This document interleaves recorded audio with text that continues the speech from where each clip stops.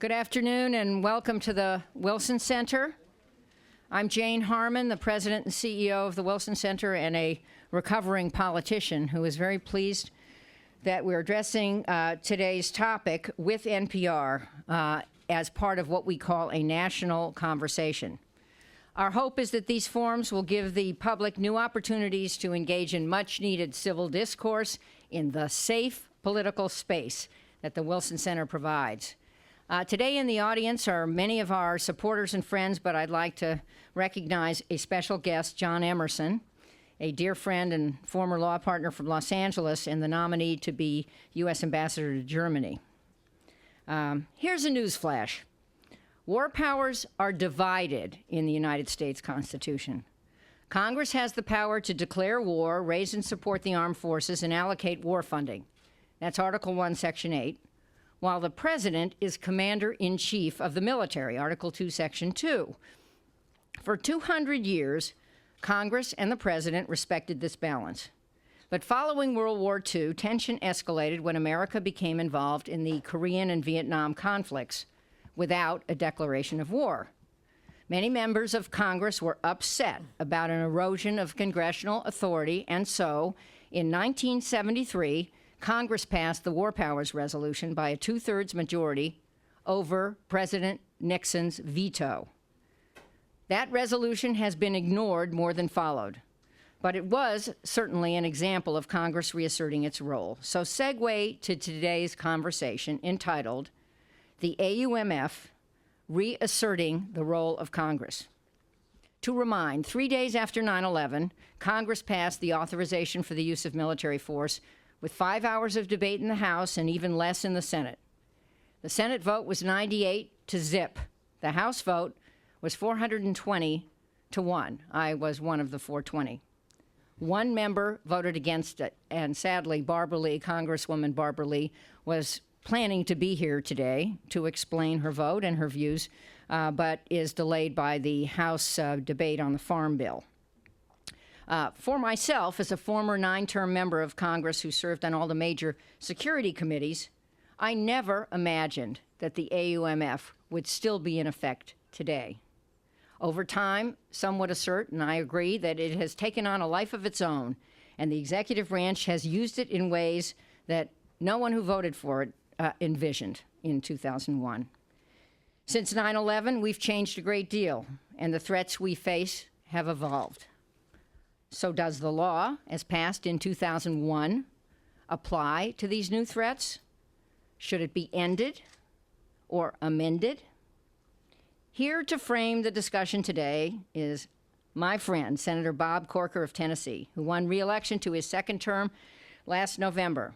Ranking member on the Senate Foreign Relations Committee, Senator Corker is a serious, independent thinker and said in a full committee hearing earlier this year in which I was testifying that his committee should take the lead in revising the AUMF. He's also just back from his 4th trip to Afghanistan and Pakistan. Following his comments, he will join a panel moderated by Rachel Martin, who until recently was NPR's national security correspondent and now hosts Weekend Edition. That means she has to get up early fewer days a week. But she's just as smart as she ever was. We will be joined shortly, we hope, by Sarah Chase, a senior associate at the Carnegie Endowment, who is on the Hill testifying before Senator Corker's committee. She previously was special advisor to the chairman of the Joint Chiefs of Staff, authored a marvelous book called The Punishment of Virtue Inside Afghanistan After the Taliban, was a former NPR reporter, and is part of an extraordinary family. Also joining us, and here, is Neil Katyal, currently professor at Georgetown University Law Center, and Neil served as acting Solicitor General of the United States in the Obama administration. I mentioned that we had invited Barbara Lee. We're sorry to miss her. I do want to praise, however, her singular act of courage. It ain't easy to be the sole vote at a time when everyone, I'm sure including her, thought the country might be under further attack, but she questioned why we needed this form of law. So now please welcome, for some keynote remarks, a good friend of the Wilson Center and a wonderful member of the United States Senate, Bob Corker.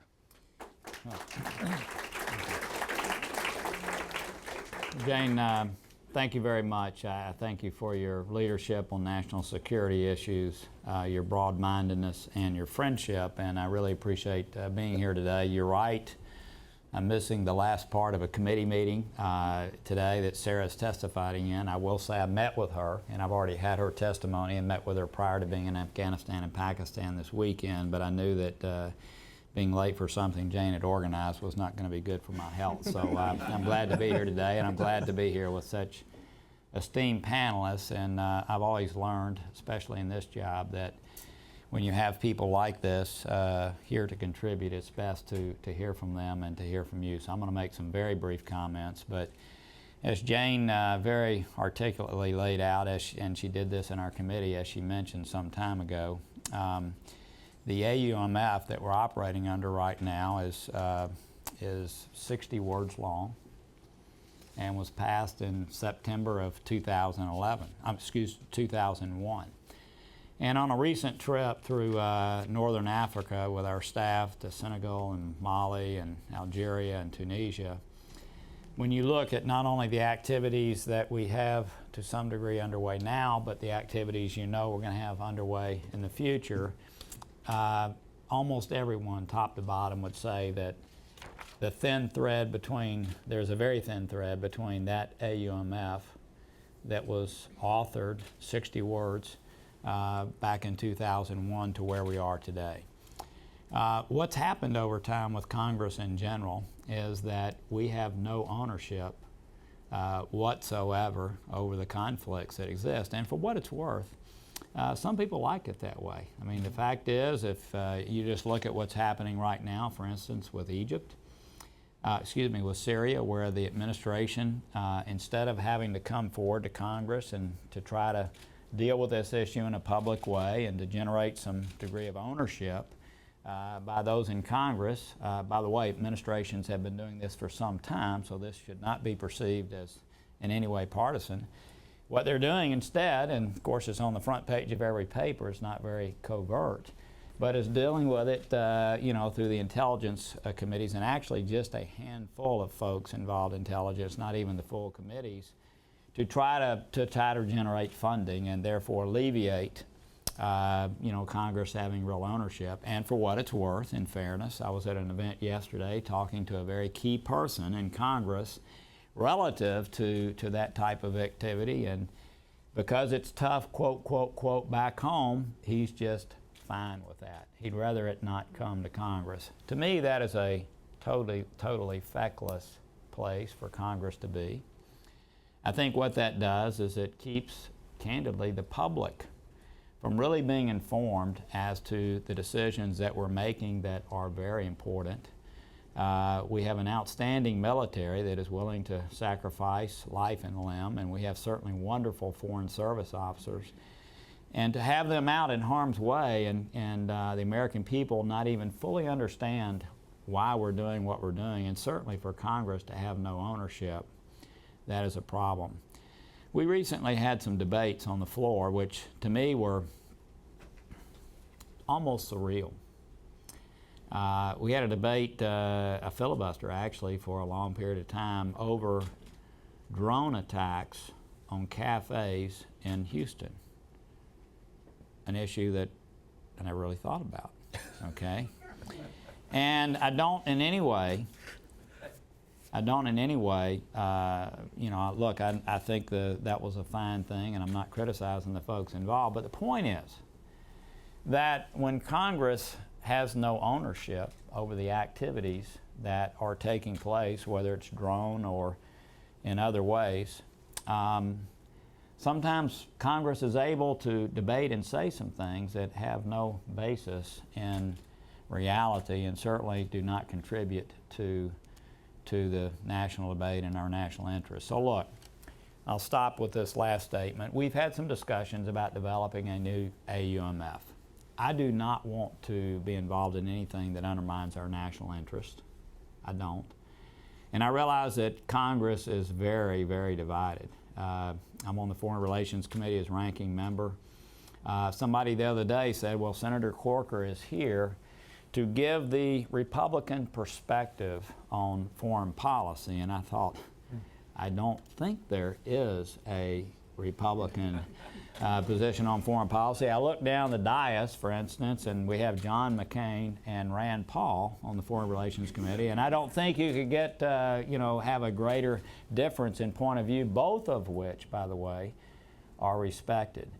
So I think, in order to move down the path to look at a new authorization for the use of military force that really causes Congress to own the activities that we're conducting around the world and for the American people to be informed of those, I think is a healthy thing. At the same time, I think basing that on some hearings that we have in the beginning to sort of develop a little bit of a foundation to ensure that we're going to be able to get to some place that is also in our national interest. So I thank you for the opportunity to discuss this and any other topic you'd like to discuss. I'm really honored to be here with people that I know to be of great intellect and with a lot of knowledge. And with that, hello, Sarah. How was the hearing?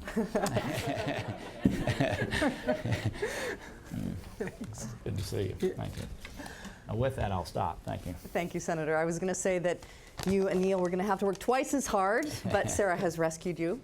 Thank you very much. Not the first time. We are talking about incredibly important, extraordinary legislation that was passed. As Congresswoman Harman reminds us, in the days just after 9/11, this is a very short law. And if you will indulge me, I'm just going to read 2 sentences just to kind of plant us in this discussion. That the President is authorized hereby to use all necessary and appropriate force against those nations, organizations, or persons he determines planned, authorized, committed, or aided the terrorist attacks that occurred on September 11th, 2001, or harbored such organizations or persons in order to prevent any future acts of international terrorism against the United States by such nations, organizations, or persons. All necessary and appropriate force. This short piece of legislation, this law, has been the legal justification for 12 years of U.S. foreign policy, especially when it comes to our national security. A lot of folks talking about how the AUMF is now outdated. It needs to be changed. We're going to try to solicit some opinions about what that change looks like today. Senator Corker has taken a vocal stance on this issue, has talked about how this is no longer meets the moment that we're at as a country with our national security concerns. So I will hand the floor back to you first, Senator. What needs to change? Well, I think if you look at the genesis of the President's power relative to what is happening today, it goes back to those, as you just mentioned, that were involved in organizing the attacks that took place on our country on September 11. And I think it's pretty clear that we are now dealing with multiple other organizations around the world that have no relationship whatsoever to those entities. And so it seems to me that there is, without getting into a whole lot of detail, we've written a draft of an AUMF that is really complicated and gets into the weeds.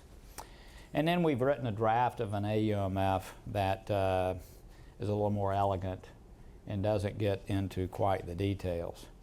And I think that in any authorization like this, probably what you would like to see is some tiered decisions. In other words, there are some decisions that we authorize the President to take automatically. And then maybe there are some groups, because of their affiliation, that get added, but maybe there's a mechanism through which Congress has the ability to authorize those particular groups. For instance, I'll just give an example. You look at al-Nusra today in Syria, and they recently have affiliated themselves with al-Qaeda or said that they pay homage to them. So I guess one could, if they wanted to stretch, go back to the original authorization for the use of military force back in September of 2001 and say, because of that, fair game. Fair game. Let's have military action in Syria. So I would just say again, somebody has said, well, should it be narrowed or should it be broadened? Mm-hmm. Well, I think we should do both. I think there's a way to do both. But for one thing is for sure to me, I think Congress needs to have some ownership over this, not in a way to keep us from acting in our national interests, but in a way that as we're moving along, Congress is involved in helping make these decisions, which Congress will fund, and Congress is involved in helping to sell that back home. I think one of the biggest mistakes we've made by virtue of the way we've carried out our activities over the last decade is very few Americans have any stake or ownership in our foreign policy, and I think that is a major problem for our nation. There are a couple of things I want to drill down on with you, the issue of broadening or narrowing this legislation. But first, I wanted to ask Neil Katyal, was this bill necessary? In other words, are there things that the president could have done under his Article 2 constitutional powers without the AUMF? Well, sure. Certainly, in the after the horrific attacks of 9/11, Article 2's Commander-in-Chief clause does give the president powers to repel the invasion and to do a number of things. I think the harder question is, now, not in the crisis at the moment, but now, a dozen years later, what's the right course of action? I mean, if an alien landed from outer space and looked at this situation in which you have a resolution that has authorized a war in Afghanistan, drone strikes, in multiple different countries, NSA surveillance, according to the news reports, and a prolonged detention that's over a decade long. Guantanamo Bay. And other places. I think it would be hard, that alien would be hard-pressed to think this is the United States of America. I mean, it might represent some other place, but it doesn't represent what the United States, what our founders' design was. Our founders' design, and Congressman Harman talked about the Article 2 Commander-in-Chief clause power and Article 1 Section 8's power, Congress's power to declare war. But there's a more fundamental point, which is it's Congress's power to make the law, And here you have a situation in which that law, which was just read to you, is 60 words long, passed in a moment of crisis. It was 98-0 in the Senate. This reminded me when I was arguing the Voting Rights Act case in the Supreme Court, and Justice Scalia asked my colleague, that passed 98-0 in the Senate. What passed 98-0? And I was sitting there wanting to, I wished I had that question because his confirmation vote was 98-0. In any event, this is not the way that our democracy is supposed to function. And so I think the first and most important point that I want to say today is I really want to applaud Senator Corker for being, I hope he doesn't mind the phrase, a true Democrat. And by that I mean in democracy terms, not in the political terms, because that is the founders' design. The founders' design is not that the executive gets to take this vague law and make it. I'm not saying it's unconstitutional. I am saying, though, it's not the proper way government should function, and it's certainly not the design that all of this gets sloughed off to the courts and to the courts in D.C. in particular that are now having to decide how much detention is too long and what the conditions are and so on. We live in a democracy. This is something that should be done by our elected representatives and not by these other entities, often operating, frankly, in secret. I want to get specific and bring Sarah into the conversation, who has spent an inordinate amount of time in Afghanistan, also dealing with issues in Pakistan, obviously being inextricably linked. The AUMF has been criticized as being too broad. The former director of the NCTC, the National Counterterrorism Center, Mike Leiter, recently said, we shoehorn groups in there sometimes to make it work. A couple of groups very active in Pakistan, the Pakistani Taliban, the TPP, and Lashkar-e-Taiba. In your experience, from your vantage point, is the AUMF too broad, or does the administration need that flexibility? I'll sort of take a bank angle. I actually disagree to some extent with the notion that a lot of the groups that we're seeing are not related to the group that originally attacked the United States on 9/11. I think Al-Qaeda has very deliberately embarked on a strategy of franchisation. They've directed their subgroups to franchise, and they've deliberately taken in. It's an extremely, decentralized management structure, and deliberately so. So I actually think most of these, including the two that you just mentioned, have very deep association with al-Qaeda.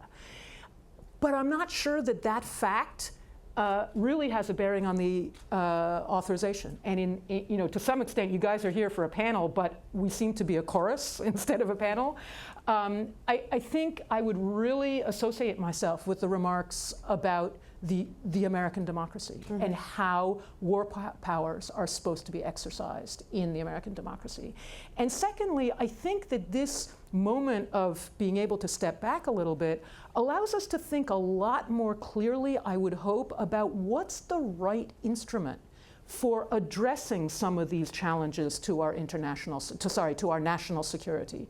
Because in a funny way, in the heat of the moment after 9/11, and because of this law, we've almost taken a shortcut to sort of reach for that military tool almost as a reflex.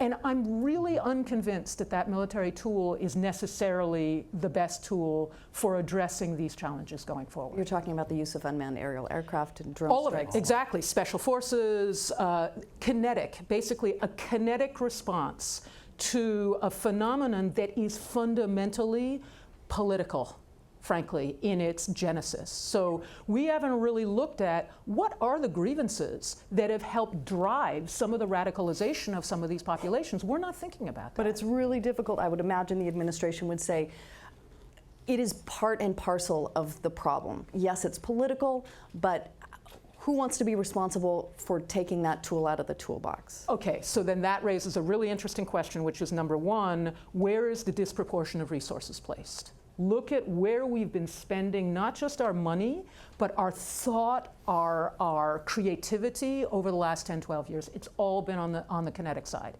Second, are we then really concerned about the safety of American citizens? Is that what we're spending all that money for? And all the other resources? Or is it really about protecting the reputations of some political leaders who don't want to be the guy or the gal where it happens on their watch? So are all those resources actually being expended to preserve political leaders from reputational risk? Or are they being expended to protect and further the well-being of the American citizens? Which is what you're talking about in terms of... Yeah, if I could jump in, I really appreciate the contributions that you made prior to my trip to Afghanistan and Pakistan, and certainly your comments today. Think about the fact that she's exactly right regarding, we immediately jump to the kinetic side. There is no planning whatsoever to keep those kind of things from happening. Congress has not approved. Now, this is just embarrassing to me. We've had some wonderful leaders of the Foreign Relations Committee and the Senate as individuals, but they did not cause us to do our job. We haven't approved a State Department budget in the United States Senate since 2002. We have not approved a USAID budget since 1986. Now, I was just in Pakistan this weekend in South Waziristan. We are building roads, transmission lines, dams. I mean, it's amazing what we are doing with our U.S. dollars. By the way, this was the base of operations until recently of al-Qaeda. And it was amazing to see what your dollars are doing there. I mean, it's amazing. I will say, on the other hand, it's amazing to know that while we're spending those dollars with the PAC military, that they are at the same time assisting through the ISI, their intelligence agency, directly, this is not like perception, assisting directly the Akani network, which is operating in Afghanistan, killing American soldiers and maiming Americans. This is happening simultaneously. So I would get back to what Sarah said and say that there is that default position. We immediately move. What we don't do, in my opinion, is, and Congress is to blame. A lot of people are to blame. Look, candidly, administrations kind of like it this way too. I mean, they really don't have to engage. I remember being over at the White House here shortly. I won't mention the names that I met with, but I could tell.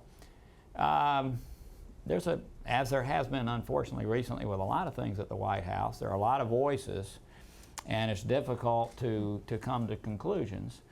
But there's a big debate, I can tell, internally going on regarding back to this AUMF, but there's almost no planning that is taking place between the executive branch and Congress to overcome the very things that Sarah's talking about. That is totally irresponsible. And because we're not doing that, I would say that American men and women are losing their lives and limbs, and we are wasting resources because we don't conduct that kind of thoughtful planning. Former Defense Secretary Leon Panetta has suggested, the President himself has said, the intention is to end this war. All wars have to end, but this one isn't over yet. It's too soon to say we're done with this, mission accomplished.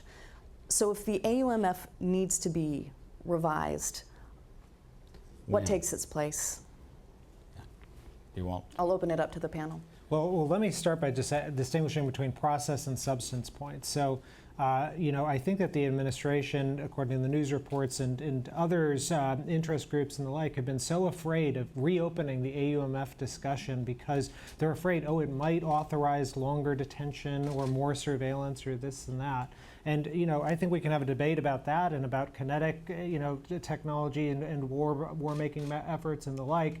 But, regardless of how that debate comes out, that's a debate we should have. I mean, that's the fundamental point here. I mean, we can talk about whether or not it makes sense to have a fast-track authorization for particular organizations, kind of modeled like the State Department's Foreign Terrorist Organization that Senator Corker mentioned, in the details. My guess is actually, that if Congress were to engage in this debate, we wouldn't substantively probably wind up as far as some of the comments might have suggested. I think most surveillance technologies, most drone strikes would be authorized. They won't necessarily be compelled. The presidents wouldn't have to use them, but they could be in the toolkit. But let's have that debate, and let's have it authorized by Congress specifically so that, as the senator says, there's ownership over it. That's the way our democracy is supposed to function. This is a piece of legislation that, as you mentioned, has authorized the war in Afghanistan, targeted killings in several different countries, the indefinite detention of detainees in Guantanamo Bay. So just saying we're now going to revise the AUMF means you have to resolve all those issues. It's kind of what we're hired to do, right? Exactly.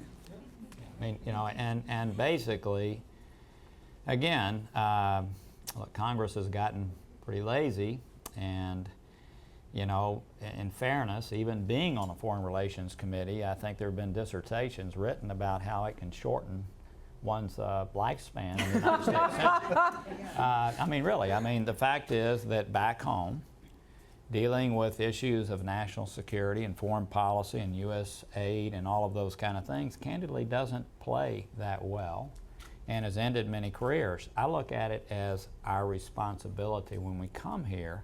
It's the most important decisions we can make on behalf of our nation are these types of decisions, and to shrink from that really helps our society, if you will, shrink from many of the important decisions of the day. So I agree. We don't know what the outcome would be, but to not debate, discuss, and to try to address Guantanamo Bay. I was at Bagram Saturday, I think, Sunday. Depending on which country you're in, it's with both actually.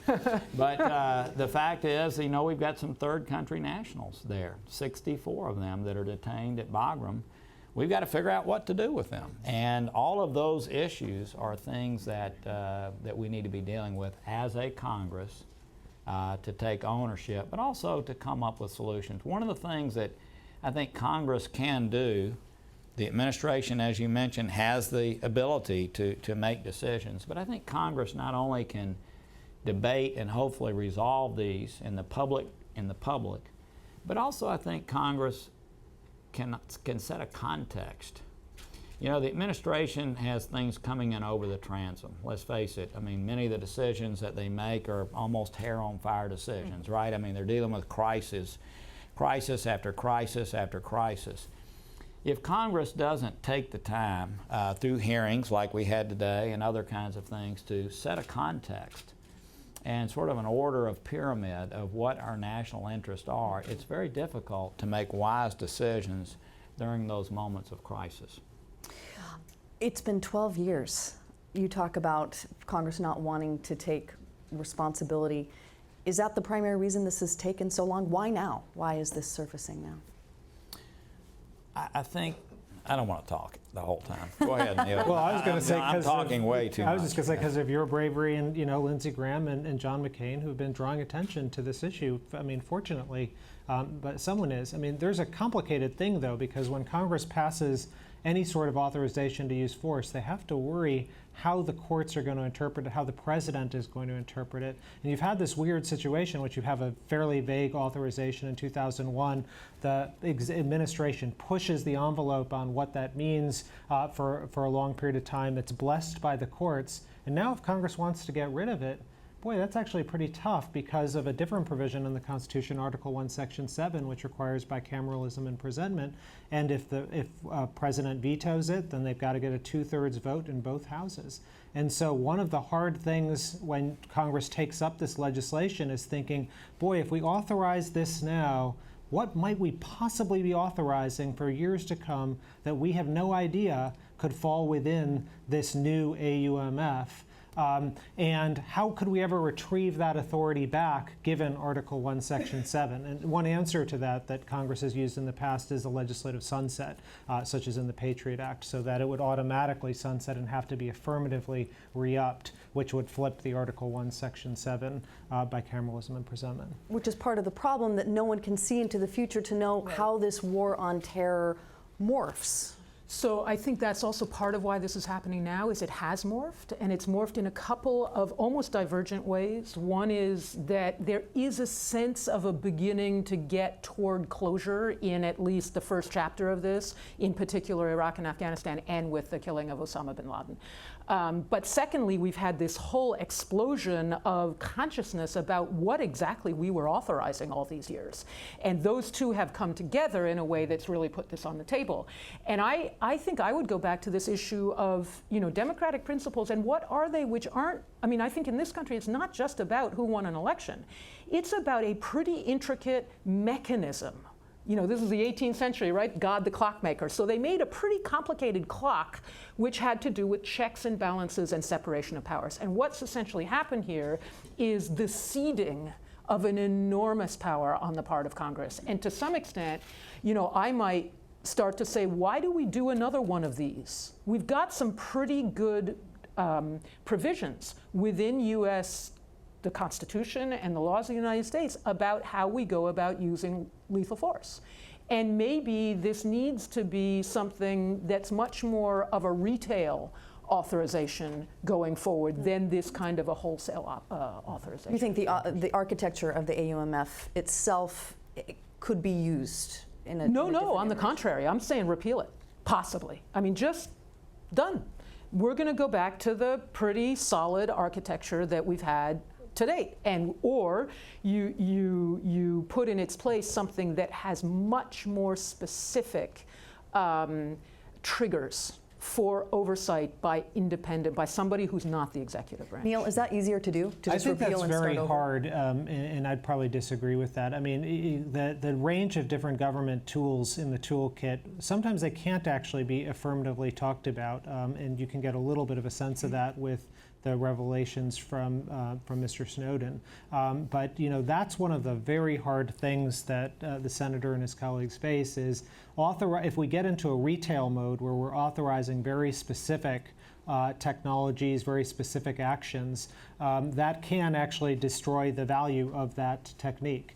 And so my gut is, at the end of the day, it's going to look a bit more wholesale than maybe we'd prefer in an ideal world, but there are some good reasons for that. Senator, repeal, restructure? Well, just in fairness, the repeal kind of scares me. Okay. Why? I just thought I'd put it on the table so we have a little bit of divergence. As the only kind of tension point, why is it? Why is it frightening? Now that I'm off the floor and back up at the table, I would say, there are numbers of things that end when it ends, and I don't think we've resolved many of those. And can you give examples? Well, a wonderful example would be the transfer of detainees at Guantanamo. I don't know how you know, that we sort of, I mean, it's one thing to say that you're going to do it, and I think, by the way, people on both sides of the aisle are open and willing. Contrary to what's been said publicly, I know people on my side, they are very, we just like to see the plan, okay? Yeah. There's got to be a plan that works, and by the way, a lot of constitutional rights and other kinds of things taken into account. So I think, again, a repeal or something like that, to me, could be a little scary. I know there are activities that are taking place that, you know, we rely upon that old AUMF, which is why we're having this debate, to occur. And so I think what would be better would be a replacement of something that's refined. The thing that concerns me a little bit about the retail piece is you go back to Libya, and look, I mean, Harold Coe, a really bright person at the State Department who is the lawyer there, you know, came before. Oh, was? Yeah. Well, I would say thankfully, you know, came before our committee and basically said that the activities that we were engaged in, going back to the authorization for the use of military force, that we were, or War Powers Act, excuse me, that we were not really involved in any kind of military activities. Now, we were dropping bombs and missiles, you know, taking out anti-aircraft, you know, weaponry, and I asked him, I said, well, let me ask you, if somebody was doing that to the United States of America on our soil, would that be considered military activity? And so my point is, I think that all administrations on both sides of the aisle, this is not something that's partisan, have taken advantage of the War Powers Act.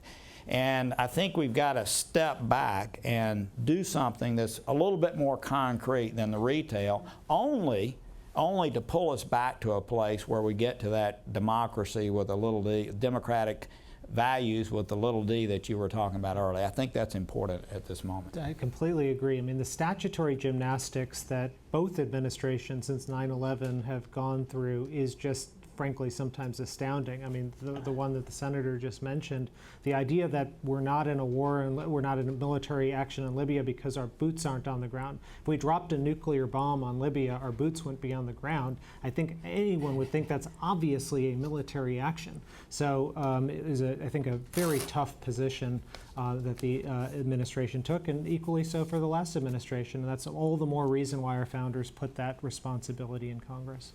We're going to open it up to questions in just a minute. Senator Corker actually has to leave us, so in the spirit of giving you a moment for closing remarks, I will frame one last question to you. Okay. You talk about the need for congressional oversight, that it hasn't really been politically tenable to be out there saying, redo the AUMF. Yeah. How do you make that case to your colleagues? How are you making that case right now? Well, you know, I think there is a fear, and I have a fear, I just want to be honest, that you begin this and you end up in a place where you're locked, nothing occurs, and you can damage our country's national interest, okay? I don't want to see that happen, and I know no one on this panel or in the audience or would want to see that happen. So I think what you do is you begin to have some hearings, and you know, you can see consensus develop, and I think that's the way to do it. We don't have to do this in a hurry. We can do this over time. I doubt there's less than 0.5% of Americans who even know what an AUMF is, and so you know, you've got to, there's a lot of development that needs to occur, but I think you begin again by having hearings like the one with Jane, who came in with others, and you begin raising these questions in consciousness, just like anything else we do. Look, immigration, how long have we talked about immigration and finally pass something out of the Senate? Maybe something will happen in the House, but it takes a while to develop. So I think that's our job. I think the public discourse and debate is very, very important for our country. And I came here to solve our nation's problems as much as I can, working with others and certainly listening to intelligent people like we have here today. It's a privilege. And I think, again, I'll go to that and stop. What a privilege it is to wake up every morning, drive down Pennsylvania Avenue towards the Capitol and represent, in essence, all of you and people in this nation on these big issues. And to be here and to want to shy away from those debates and discussions, to me is totally irresponsible. So I thank you for having this. Part of developing these thoughts is having forums like this. I thank you for letting me be here. I am going to move to another little event that has to do with economic growth in Tennessee, which our citizens also care about. Okay. Thank you so much, Senator Corker. We appreciate your time. Thank you. And we do want to proceed to questions from the audience with our remaining few minutes. Gentlemen in the back of the room, if you could try to ask a direct question. I know it's a complicated issue. People have a lot of opinions, but try to get right to your question. Yes, thank you very much. My name is Michael Quigley. I'm with Human Rights First. I'm also a combat veteran, and I have a concern about the AUMF that was authorized in 2001, which was authorized against a specific enemy for a specific act in an extraordinary time, being stretched like too little butter over too much bread to cover more and more threats farther and farther afield that are getting farther and farther away from the enemy that attacked us on 9/11. I think that it's a mistake to link the global war on terrorism to that specific act. And I think you're absolutely right, ma'am, when you said that the non-kinetic approaches are far better at addressing the underlying issues that radicalize and recruit and ultimately bring about terrorism. And so I concur with the senator and others who believe that that we need to invest in those non-kinetics and still have a kinetic option for the more immediate. But I think that, I agree with you, ma'am. And so my question is this: what is the ramifications of conducting counterterrorism absent an AUMF in other places other than the Al-Qaeda core that exists in the Pakistan-Afghanistan region? Thank you. Is that directed to me? Yes. So far, okay. So here's the problem. We've got a law, and it's got words in it, and Rachel read them. Against those nations, organizations, or person he determines planned, authorized, committed, or aided, so organizations, that organization has not been destroyed. That organization still exists. It is morphed into a completely different physiognomy. The other thing that I found really interesting as I reread this, or harbored such organizations or persons. So no wonder Kayani was sweating the night, Kayani is the chief of staff of the Pakistani military, was sweating on the night of May 1st, 2011. I don't want to go down that rabbit hole, but in terms of harboring, there's just absolutely no question. So if we had invaded Pakistan, that would have covered it. It covered, totally. So what I'm saying is we have the authority under this law to do everything you're talking about.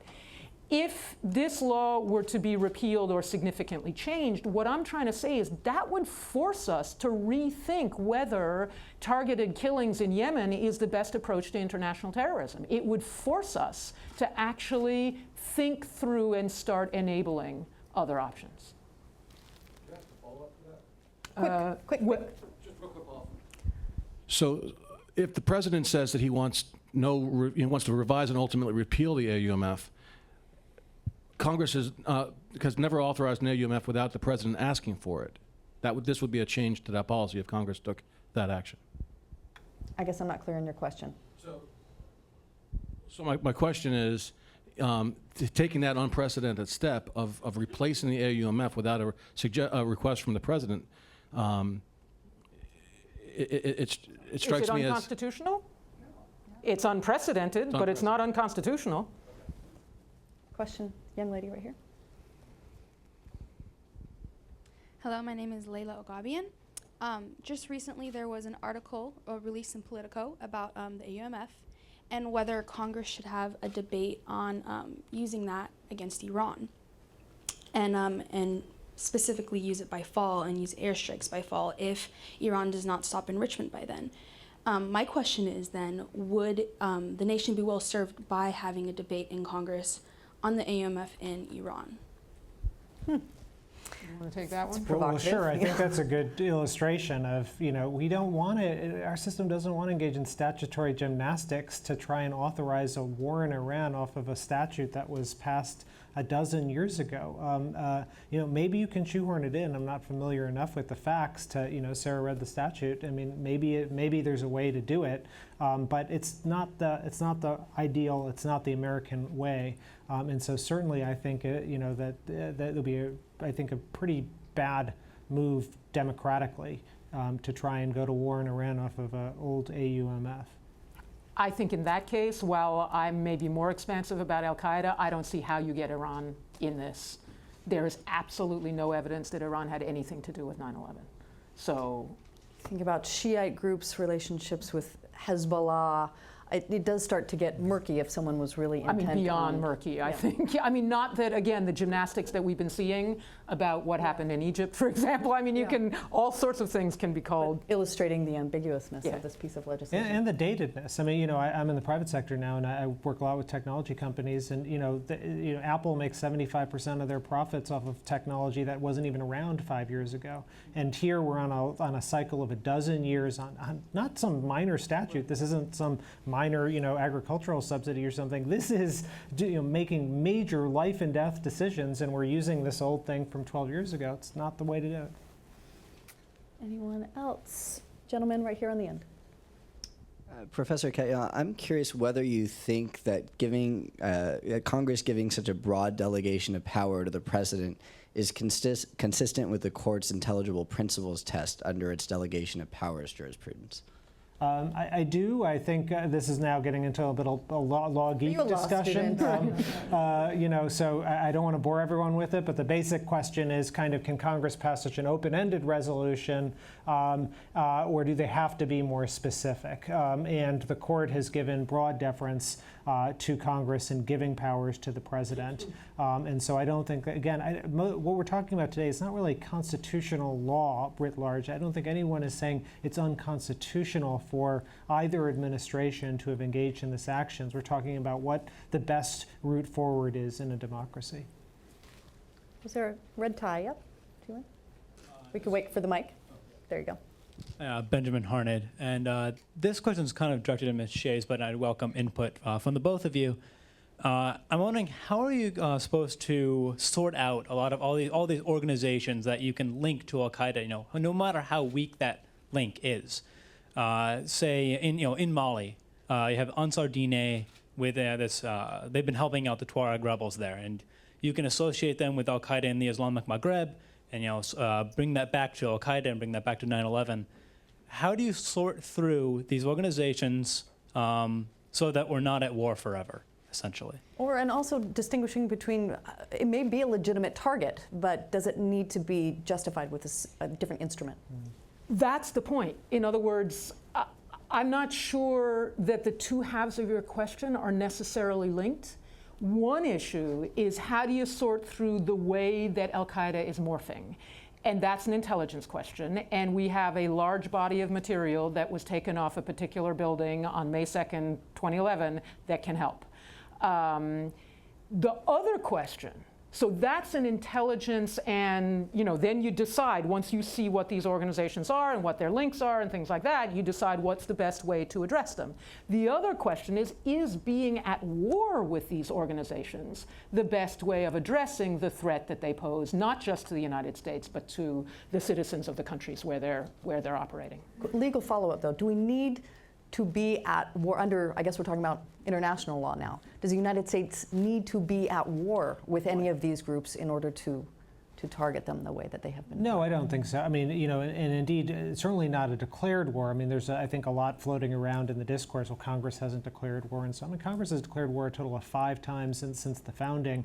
We've had over 200 different military operations since the founding. So the idea that there needs to be a declaration of war, certainly not. A state of war may be necessary under international law for certain things, or self-defense and the like, and both of those can come into play in various situations. But again, I think strictly speaking, most of what we're talking about here isn't a legal question as much as it is a policy one. I would say, you mentioned international law, and my ears spiked up. There's a really serious issue under international law in terms of our kinetic actions, and it's called imminence. So there's, again, and I'm not a specialist, so there's a lot of people in this room probably who are going to, have more details than I do. And just really quickly, everyone knows what kinetic is. It's direct military action. Right. The bang bang. Killing people is what it means, okay? Yeah. Let's get real. It basically, under international law, nations are understood to have a right of self-defense, and that self-defense, there's been debate over whether the attack against you has to have been launched in order for you to exercise your right of self-defense as a nation, or whether that attack is, quote, imminent. And that imminent argument has been used with some of the targeted killing, including of US citizens. I think, and I've worked on imminence in a different context, which is free speech and the imminence of violence that is caused by a certain kind of speech. The test for that under the US Supreme Court is like, it has to be instantaneous, practically, for it to count as an imminent threat. And suddenly we're stretching, back to the notion of stretching, we're stretching the notion of imminence with respect to exercising our right to self-defense beyond any possible boundaries for that notion. So I do think the international law context is an important one with it in this regard. Any other questions with our remaining moments? Yep, we'll try to get both of you. Let's go to this gentleman first, yeah. Thank you, Dieter Detke, Georgetown University. I have a question in that context. NATO Article 5 is on the books too. Right. And would you recommend to, open that question up too? And what I wanted to add is this could be very, very helpful in the context of the Snowden affair and the revelations about data mining and all that. To regain normative power from the U.S. point of view, I think would be very useful in that context. Thank you. I'm a little confused by the question, because Article 5, and I don't have the wording of it in my head, but it's an attack on one is an attack on all, right? So I don't quite see how that even relates to this conversation that we're having now. Well, wait a minute. Article 5 was invoked after September 11 and required, of course, commitments of every allies to support the United States. Now, what's happening now is that a lot of the activities that went on, revealed by Snowden, was done in that context. And what I'm saying is, if you do what Ms. Chase there's a microphone looking for you. And if you do, open up a debate about a possible repeal and say, well, Article 5 is no longer in operation, we don't need it, war's over, that could be very helpful, as I think, in the debate about the Snowden affair and the data mining that went on, and the legal basis for this is must be seen in the context of Article 5 and the commitments that allies made to the United States. Is that clearer now, my question? I really don't think I think you're talking three issues, and I don't think they're really that closely linked. Article 5 also, I remember, it was NATO that declared it as having been invoked. The United States did not call for it to be invoked. And in fact, the United States said thanks but no thanks initially, until about 2005. Essentially, that was the answer. And right now, what's going on, actually, Afghanistan has proven to be a really remarkable example of NATO working together as an alliance in a sort of non-traditionally NATO context. And I just don't think that this internal US debate on the authorization of military force really affects the very organic process that's been going on among the NATO allies over Afghanistan. And I also feel as though Snowden is a kind of separate, the Snowden issue is pretty separate. Let's get that final question from the gentleman. Well, did you want to jump in on? No. And we'll make this the last question. Yeah, thank you. I'm Michael Kraft. I've looked at Congress, dealt with it three perspectives. First as reporter, then as a Senate and House staffer, then State Department Counterterrorism Office. And I'd like to pick up on, first of all, on the comment about the need for resources allocations. Senator Corker mentioned the State Department authorization bill hadn't been passed for years, Nate. How do you deal with this kind of situation where some people say Congress should have more ownership in this issue, and when often you get hearings, it's sort of hearings by soundbite, the grandstanding. It's very hard to get any of these things through Congress. Interesting perspective of two former journalists, how you deal with that issue. Or are we dealing with a much broader American political issue of the lack of interest in foreign policy and the lack of patience in dealing with some of these subtle issues? And finally, even if the executive branch consults as they should, I've seen masterful instances when former Secretary Schultz came up with closed-door briefings, consulted with the Foreign Relations Committee, and he brought them all aboard. And that kind of seems to work. But when it comes to action, as we just seen the headlines, I think yesterday, today, the proposal to send arms to Syria, whether you think it's Syrian rebels, whether it's right or wrong, are being blocked and in effect vetoed by Congress. So we have a dysfunctional Congress and an How do you get Congress to do anything? That's a complicated question. And the guy is, hey, Jane, you want to take that one? That's exactly what I'm thinking. Senator Corker talked a little bit about this, but just as an entree to closing statements, any thoughts on whether or not there is an appetite to make real change on the Hill on this issue from either of you? Well, we are in this situation in which we are, a dozen years past. There's, I think, an evolving conversation among the population about kind of the balance between civil liberties and terror. It's a pretty good time to have it. And I do think that there's more interest now than ever before. And I think the most important thing as we have it is to not be afraid of where we'll wind up. So many people are so scared of that they won't have the conversation at all. And I submit that even if we wind up in a place where too much detention is authorized by Congress or too little, at the end of the day, we're much truer to our values if we've had that conversation and had an affirmative up or down debate on those techniques. Final thoughts, Sarah? Basically the same. I mean, the best way for a muscle to atrophy is not ask it to do something. And the same thing, for a very important branch of our government. If we just decide as American citizens, boy, the Congress is just too messed up, so let's forget about Congress, we're on our way to no longer living in a democracy. Thank you so much for your attention. We got one final thought here. And I don't want to abdicate my own responsibility because I describe myself as a recovering politician and I did spend 9 terms there. I think there are many people in Congress in both parties, and Senator Corker is one of them, who would step up to this debate. And I think it should be had, and I think Congress should be a leader in it. And I applaud NPR, by the way, free plug for NPR, and the Wilson Center for raising these issues. But I think this belongs front and center in Congress at this time in our history, and I hope that some way will be found to have that debate in both houses. Do you want to wrap us up? Do you want me to do that? I think the able moderator should wrap this up. Well, again, thank you so much for being here on behalf of the Wilson Center and NPR. Thank you so much to Neil Katyal and Sarah Shays, to Senator Corker, and to Congresswoman Barbara Lee, who could not be with us. Thank you so much.